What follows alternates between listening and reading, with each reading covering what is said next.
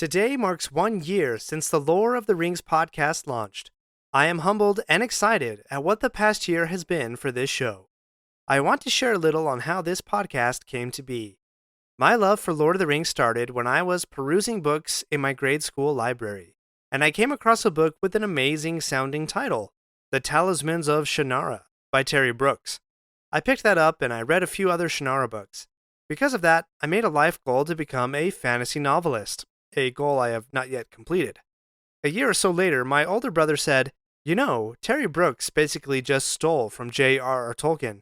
And I was like, what? So I pulled The Hobbit and The Lord of the Rings off the shelf in my home. My dad had them in the family library, and I was hooked. I don't remember exactly when I first read the books, but I do remember sitting in a movie theater to watch Peter Jackson's Fellowship of the Ring, and my lifelong love for Middle-earth was cemented. My birthday is in December, and as a teenage boy, I was the perfect target market for the movies. So my birthday present for 3 years in a row was going to the theater to see The Lord of the Rings. I still have the ticket stubs. By the way, the day before this episode airs marks 20 years since the release of The Two Towers, and last week was 10 years from the release of The Hobbit, An Unexpected Journey. As I said, I don't remember exactly when I read the books, but I do remember in high school, after I had read them, my older brother said, Sauron, he's only a servant. There's an even worse bad guy. And I was like, what? And then he showed me my dad's original copy of The Silmarillion, published by Ballantine Books in 1977. Lifelong love turned into borderline clinical obsession. I was hooked. I read The Silmarillion, and I read it again and again. People started asking me questions. Why don't the elves and dwarves get along? Who are the ancient kings that Aragorn is descended from? Who is Tom Bombadil? And I was delighted to have answers. I developed advice for readers of The Silmarillion, which I've shared before and I'll share again.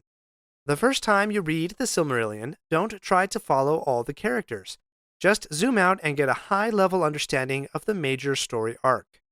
The second time, start to follow some of the major characters.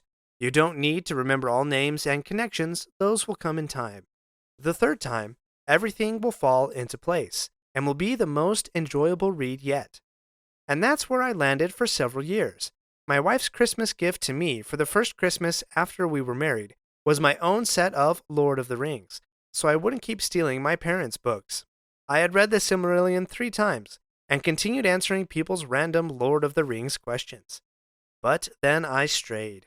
Because I had fond memories of watching Star Trek with my dad as a kid, I strayed into Star Trek books.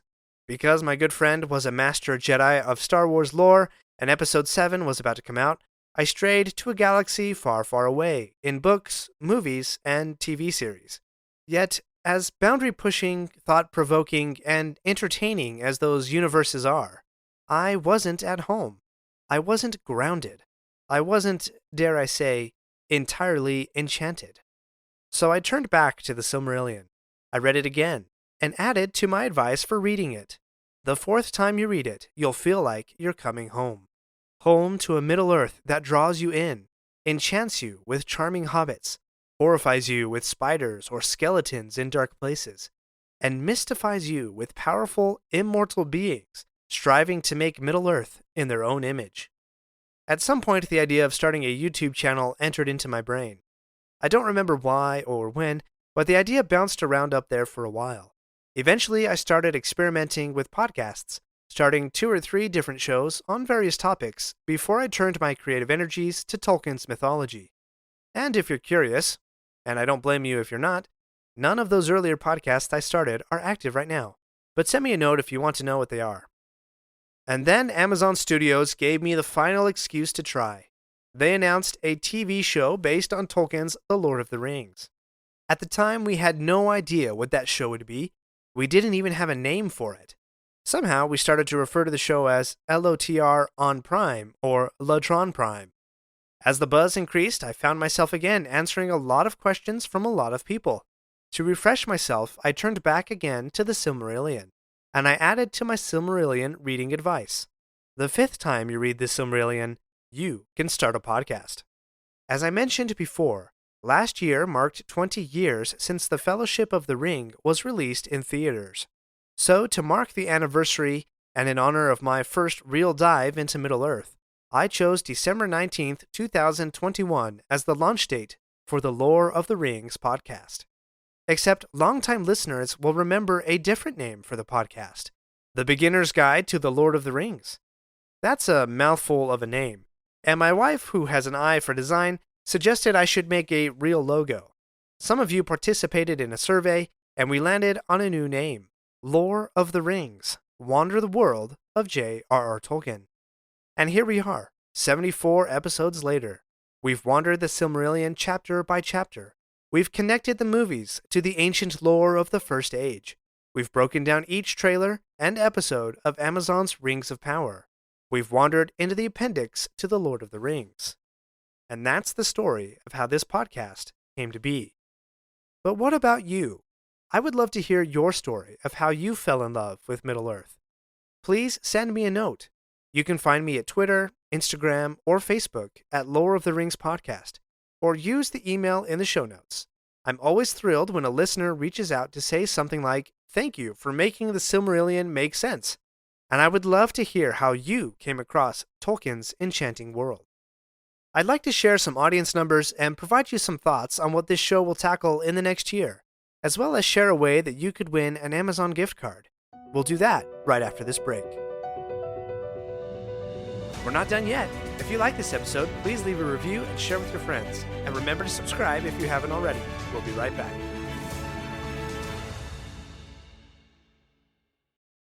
Do you ever find yourself thinking about who would win in a fight between Goku and Superman? Hi, I'm James Gavsey, and on the Who Would Win show, me and my co-host Ray ignore anything important happening in the outside world and debate fictional battles between characters from comics, movies, and video games. We got a new show every week, and almost always am I the winner. Yeah, not true, Ray. In the past, we've discussed such matches as Captain America versus Darth Vader, Solid Snake versus the Iron Giant, classic matchups like RoboCop versus Terminator, and even the Muppets versus Sesame Street. That one was crazy. So if you're a fan of geek culture and love a spirited debate, check out the Who Would Win show wherever you get your podcasts, or check us out at whowouldwinshow.com. Let's look at the past year of the Lore of the Rings podcast by the numbers. We are just shy of 90,000 total downloads. That's thanks to all of you. Most popular episode is number 1, The Beginning of Middle-earth, with nearly 6,000 total downloads. Thank you. Shout out to all the Spotify listeners, which should be about 46% of you. You dominate the other listening platforms. The Lore of the Rings podcast has been listened to in 127 different countries. That's one of the weirdest things to wrap my mind around. Top 5 listening countries are the United States, the United Kingdom, Canada, Australia, and the Netherlands. Other countries that I was surprised to see have at least one download include the Philippines, Turkey, China, Korea, and Sri Lanka, and many, many others. Thank you to our growing global audience. According to Spotify, 21% of you follow the show. Thank you for that. And the other 79% of you hit that subscribe button and wander Middle-earth with us. I've often referred to this show's listeners as Wanderers. That nickname is inspired by the description of Aragorn. Not all those who wander are lost. Well, according to Spotify, this show's listener podcast personality is Adventurer, meaning that we venture into the unknown, looking for new insights. Thanks for wandering Middle-earth with me. I share all of these numbers with you for 2 reasons. 1, so you can see that this community of Middle-earth wanderers is strong, global, and growing, and 2, to say thank you to all of you for listening and supporting this show. And speaking of supporting this show, there are so many ways that you can support the Lore of the Rings podcast. Sharing the show with someone you know is number 1. So much of our growing audience began to listen because someone they know recommended this show. You can leave a rating and review. Thank you to the handful of you who have already done so. If you would like to purchase your own copy of the Tolkien books I commonly reference, you can use the links in the show notes. The Atlas of Middle-earth is a top item. There's also some discounts to Amazon services like Prime or Audible if you're interested in those. Your financial support is also highly appreciated. You can buy me a wafer of lambas at buymeacoffee.com/LOTRpodcast. I have a goal to reach $1,000, and when I do, I will send a copy of Tolkien's Silmarillion, signed by me, to one listener who has supported the show along the way. For the truly appreciative listener, you can sign up for a monthly membership. If you would like to be credited as an executive producer of this show, sign up for the Elf level membership at buymeacoffee.com/LOTR podcast. So what's next for Lore of the Rings? In answering that question, I want to invite all of you to have a say in where we wander from here. I'll throw out a few ideas, but I want your input. Give me your feedback on these ideas by answering a short survey. I'll put a link to the survey in the show notes for this episode, as well as on Twitter, Facebook, and Instagram. I'll have the survey open until midnight on December 31, so don't delay, because I will choose 2 random survey respondents and send them each a $15 Amazon gift card. Okay, here's a few ideas. Finish wandering through the appendices to The Lord of the Rings, chapter-by-chapter breakdown of The Hobbit, chapter-by-chapter breakdown of The Lord of the Rings as a whole book. I've even thought about doing a page-by-page lore exploration of The Lord of the Rings, but that's like 1,000 pages, which seems pretty daunting. We can look at the Unfinished Tales. We can look at the nature of Middle-earth. We could even do a breakdown of the Great Tales books, including Beren and Luthien, The Children of Húrin, The Fall of Gondolin, and The Fall of Númenor. We can explore some of Tolkien's non-fiction writing, like On Fairy Stories or the Waldman Letter. A minute-by-minute breakdown of Rings of Power Season 1, except that might turn into more of a roast than I would like. We could start exploring the 12-volume set The History of Middle-earth, which, if you can believe it, I actually don't own a copy, so I'd have to find one. Maybe we could take a look at Tolkien's non-Middle-earth writings, like Farmer Giles of Ham. Or we could pop back to a chapter-by-chapter commentary on the Silmarillion again. There's really so much more to explore in Middle-earth. If you have a suggestion, send it to me. And remember to respond to the survey so that you can have a part in the future of this show, and maybe win a $15 Amazon gift card. Before we go, I want to share the reason why I do this podcast, and I feel that a quote from a Hobbit would articulate that reason well. This quote is from Frodo to Sam, after Frodo says that he is leaving the Shire. Quote, "You will read things out of the Red Book, and keep alive the memory of the age that is gone, so that people will remember the great danger, and so love their beloved land all the more." Thank you for wandering Middle-earth with me. And if you want to stick around for another minute, I have a few bloopers from previous episodes. Don't worry, I laugh at myself all the time, and I think you would enjoy laughing at me too. So here goes. Tolkien tweet, like on Twitter. Tolkien tweaked and tinker. Elrond and Elros were given, quote, an irrevocable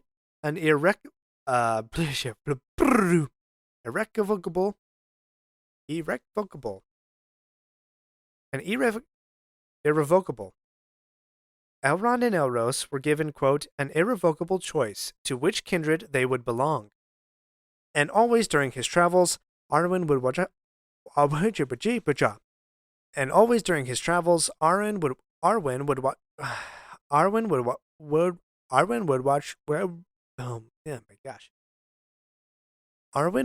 over him in thought. Thus Gondor gained an ally on its northern border. Quote, and what is that horrid creature? And what is this horrid creature? A goblin In the forest, Gandalf found, and in the fortress, Gandalf found in 1693, Sauron rages war. In 2251, the Númenóreans are starting to rebel against the Valar, and the elves against the Valar and the elves. The Rohan and Gondor are Well, I hope that made you laugh, or at least smile. Thanks for listening. We'll catch you next time.